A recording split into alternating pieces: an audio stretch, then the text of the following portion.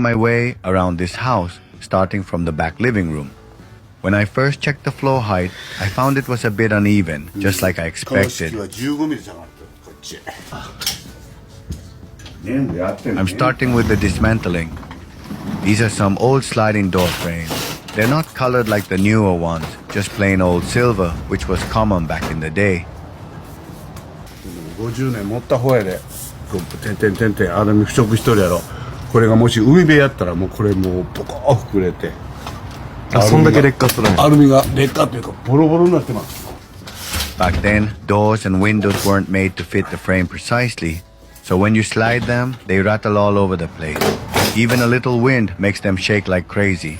That means drafts come in, the indoor temperature gets affected, and condensation builds up.